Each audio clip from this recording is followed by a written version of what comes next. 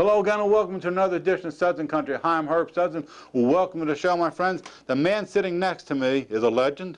He's an icon. And above all, I'm very happy to say he's a true American. Well, thank you. And he is Blue Hat recording artist Charlie Daniels.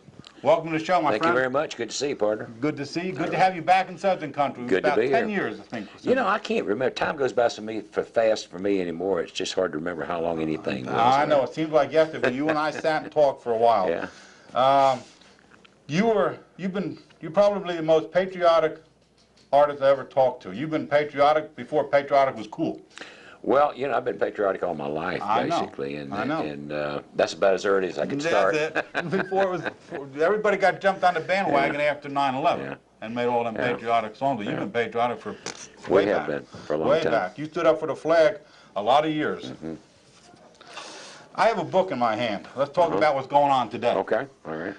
Growing Up Country. Right. We can get a picture of it. What made you come up with a book like this? Well, actually, it was proposed to me. There's a series of those books. One, Growing Up This, Growing Up That, Growing Up Jewish, Growing Up, And they wanted to do one called Growing Up Country, so they approached me about doing it. And what it is, I wrote the foreword and my little piece about how it was growing up country, and a whole bunch of other people contributed and wrote how they felt about growing up country. And you had no problem getting people to come in and do their clip for this book? Well, we actually made a list and sent out letters, and we got a lot of people who responded back. So yeah, it worked out really well. I was very happy about it. What was the common thread that all the people that you got a lot of famous people in this corral. You got Troy Gentry, you got Sarah Evans, you got Toby Keith, Dolly Parton, you got tons of them. What was the common thread that they said that they liked growing up country? Well, I think love for country music. Because, well, everybody, and Darrell Waltrip's in the book, ex-President Jimmy Carter, Tom Murray, who was a world champion rodeo rider. Sure. They weren't musicians, but most of the people in the book were music people. Okay. And so it was like a common love for country music. You know, that, and of course family, and you know, just growing up in a rural setting or a country setting. Mm-hmm. How many of those people in the book that you know of are still basically living the country's lifestyle? You know, I really don't know. That's a good question. I really don't. I do. That I know. Some of the folks do. I don't know. Some of them probably moved into town by now, though, I imagine. You know what I like, the part when your part of it was you said in the old days handshake was a binding contract. That's right. That don't happen in my neighborhood anymore. Well, it's a shame too, you know, because your word, if you give somebody a word, you should really mean it. Honesty is prerequisite for me, but being able to deal with anybody, I have to, you know, handshake's still good with me. If I tell you something, I'll do it, and or either not do it, whichever one we call for. Right. And so I always, you know, a handshake to me is as good as a contract, but I know with most people it's not. It's not today's generation. Yeah, well, that's a the shame. Older generation, everybody shook a hand, it's fine, let's get it done. Now there's a website for that book, am I correct? Oh yeah, you can go to www.charliedaniels.com. There you go. All right, let's talk about Live from Iraq 2007. Okay. Your second visit there, part of the Stars and Stripes tour. What changes were made that you noticed between trip 1 and trip 2? Well, not a lot of changes. I mean, it was pretty much the same as far as the physical appearance of the place is concerned. But you know, the thing about it is, they really try real hard to keep everybody comfortable, have a comfortable place to sleep. The food's great. There's plenty of mess halls, and the food is really good. And you know, the spirit of the troops was, the morale was good. Yeah, absolutely. So I wouldn't have noticed, you know, a lot of difference. Now, insofar as the war was concerned, I'm sure there were some changes made and some things have been done, but of course, they don't discuss that with me. Right. What's the attitude of the morale of the natives over there? Yeah, I was not out in the native population. We stayed on the bases because, in fact, we didn't even go anywhere by road unless it was on the base because of the IEDs. We flew in helicopters and on planes because that's a very dangerous thing to do, is get out on the roads. Well, I'm telling you, I read about it every day. Yeah, you read about it too.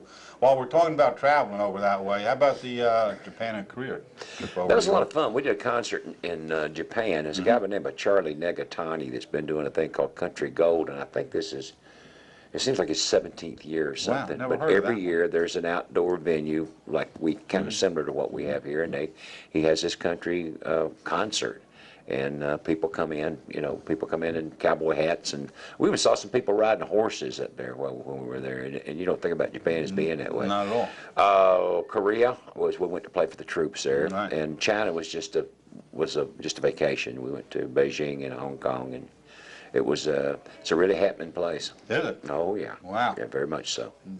You celebrated 70th birthday? I did celebrate my 70th birthday several times. Nothing wrong with that. Well, I had to, we celebrated the troops with the troops in Korea Sure. and in China. Went in Hong Kong, and it was. I turned 70 a whole bunch of times. Let's talk about your duet album coming out. Uh-huh. That's coming out, I believe it is. Is this your first one that was It was the first duet album I've ever put. I've done duets with people. We've never done a Yeah. whole album full. And we did duets with Dolly Parton and Bonnie Bramlett, and Gretchen Wilson, Yeah. Travis Tritt. Yes. We're going to do one with Vince Gill, Earl Scruggs and his good. two sons, Yeah. Dale McCory Band. Brad Paisley came out Wow. with Double Trouble, Stevie Yes. Ray Vaughan's old band, and we Yeah. sat and did some jamming, just instrumental stuff, and it's fun. So was it casual setup rather than just being No, studio? Was studio? oh yeah, it was Oh, studio. Yeah, okay. it's a serious project. Okay. Very definitely. And what are some of the songs on this album? Old CBB Well, I did. stuff? No, not No, really. okay. I just did a whole bunch of stuff. We did What I Say with Travis. We did Jackson, the Johnny Cash, Jimmy Yeah, Carter song with sure. Gretchen. I did Let It Be Me with Brenda Lee. Wow. Okay. I did Like a Rolling Stone, the Bob Dylan tune with Darius Rucker from Right. Hootie and the Blowfish, and just a variety of songs. You sound good. I'm looking to look forward to that pretty soon. Well, probably in the fall. I would Okay. think September is what we're shooting for right now. Sounds like a good one. Did any of these artists that were on that album sing duet with you in the prior CDB albums? Travis Tritt did. Oh, yeah. Yeah, we did a thing called Country Boy Oh, yeah. together. The But, first time you and I talked, Travis opened for you. Yeah. He was a new kid on the block at that time. we're still good Back friends. in 1990, I In think. fact, I just did a thing with him. I just put fiddle on a song that he recorded. Did he, yeah? Yeah. I like Travis. Oh, He's I a do good too. guy. He's one of Yeah, the good he's- old boys. Yeah, he is a great entertainer too. Yeah. All right, let's move. How about the Road Dog trucking channel? That's something coming up. I'm kind of the voice of the Road Dog, Sirius Channel 147. There you the Road go. Dog, Sirius Radio, satellite radio. Something I've been doing for I don't know, over a little over a year now, and I do their station breaks. Yeah. Hi, this is Charlie Daniels, and you're listening to Sirius 147 Road Dog's Trucking Radio. Right. So it's the truck drivers basically. I've been playing trucking music on my radio show for 30 years now. Yeah. Good music. A lot of truckers listen to the radio too. They roll down the road. Well, they like country music and trucking kind of Oh, yeah. goes They do that. hand in hand, Absolutely. And I've been playing it for years. In fact, the Road Dog is a theme for that. Yeah, Road Dogs is a theme. Tell you what, let's stop for a couple seconds here. Put a video into the show. Okay. Now we got these 5 are on the DVD that was sent to me. This DVD, and then I got 15 others that I collected over the years. Okay. You pick one out that you want to put in. These are the 5 on the DVD, and they're the old ones that I got at home. Let's do Texas. Texas. Talk to me about Texas and Texas That is. lead up to it. I had a couple people help me out with that, and it was just a fun sort of a thing we did. It's Ray Benson and my friend Leroy, Oh yeah. one of the finest slide players in the country. Yeah. And it was fun. I think the video shows it was fun. Monday Night Football. Yes.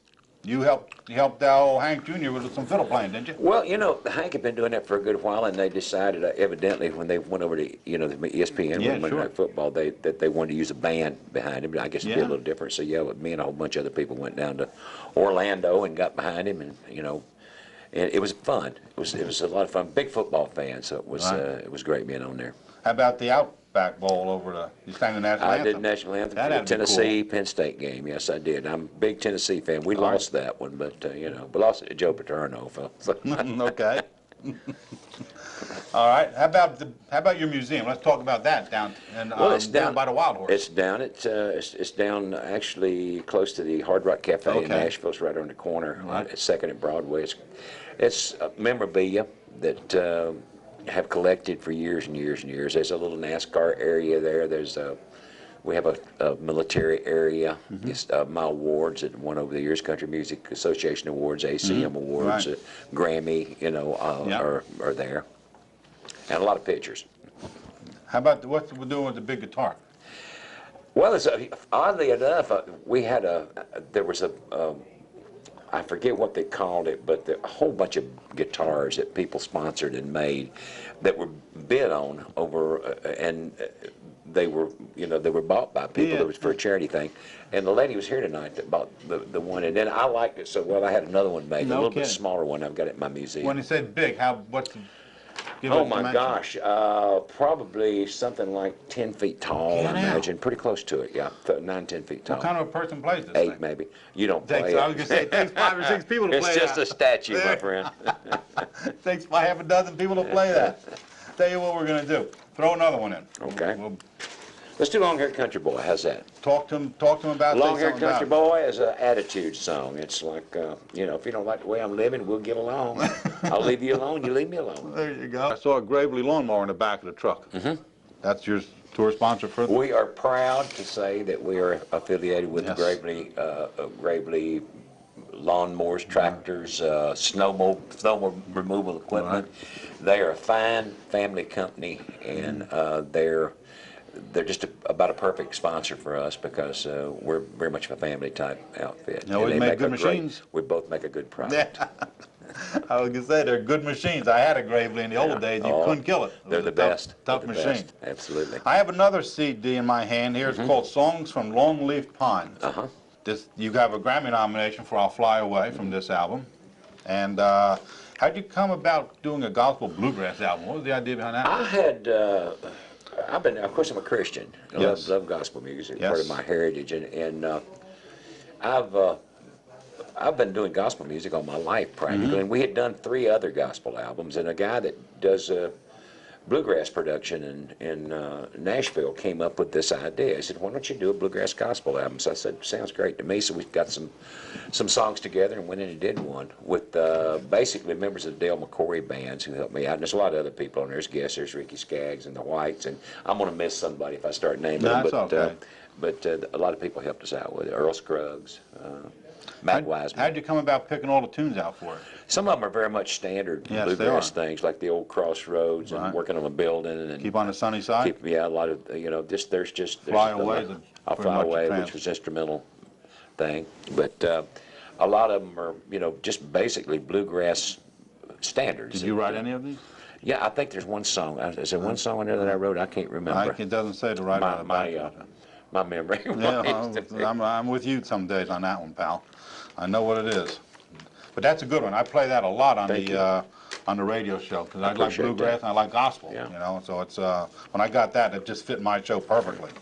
How about the Jason Foundation? You've been involved with that since '03. Yeah, Jason Foundation is an organization that was started by a gentleman who lost his son to teenage suicide. Suicide. I had no idea until it was presented to me that the facts and the statistics were presented to me what a terrible problem this is. I read that.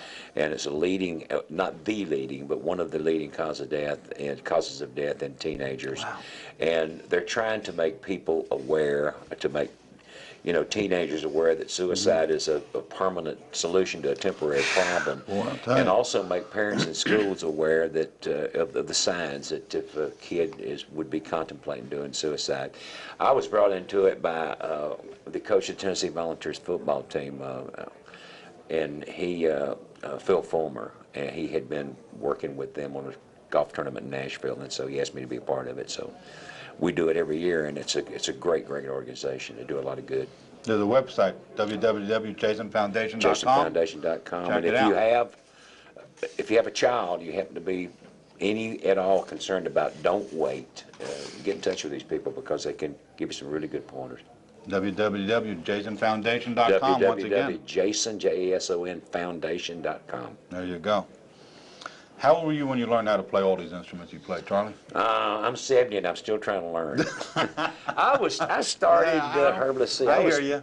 I was 14, I think, 14, 15 when I first started playing guitar, and then I took up mandolin and then fiddle a little later on, a year and a half later. You're good at it. Thank you very much. You're one of the best out there, I you know. appreciate it. Your first band, you started with country or did you do rock? Actually, I had a bluegrass band. The first band I ever had was bluegrass band. We had the first real band. Right. We had banjo and fiddle and I got into rock music about the time Elvis came along. Yes, you did. I really liked, 50. Elvis made it possible for country boys to play rock and roll with the guitars, Right. So I started doing rock stuff about the time Elvis and Little Richard and all those people came around, and I've done a little bit of all of it over the years, and still doing it. I'm going to tell you what, I got tons of more questions here, but you got to get out. What's your signature song? Devil Went Down to Georgia. There you go. Yeah, absolutely. There's no doubt about it. Yeah. Is that what do you consider that your biggest selling? There's absolutely. Yeah. It's a big. Yeah. It was. The thing about that song is it was a hit in a lot of countries overseas. I mean, it played in. It was in Israel and England and France and Germany and Australia and all over the place. So yeah, it was an international hit for us. It was very much of a building block in our career. That goes what, to 79? 79, right. Pick another video out. We're going to wrap the show up, Charlie. Okay, let's see. What do we want to do here? Let's do, we should never ever forget 9/11. I know that it's been a long time ago, and I know that we tend to get a little bit complacent from time to time, but it could happen again if we're not very, very vigilant, and I'd like to keep reminding people of that. And let's do one called Last Fallen Hero that I wrote about 9/11. Charlie. Thank you, my friend. Thank you very much for My being on pleasure. Southern Country. It's always a pleasure to have Charlie. Right. Next time we don't stay away so long, we'll do it again. Absolutely. All right. All right. We're wrapping up with Charlie Daniels right now.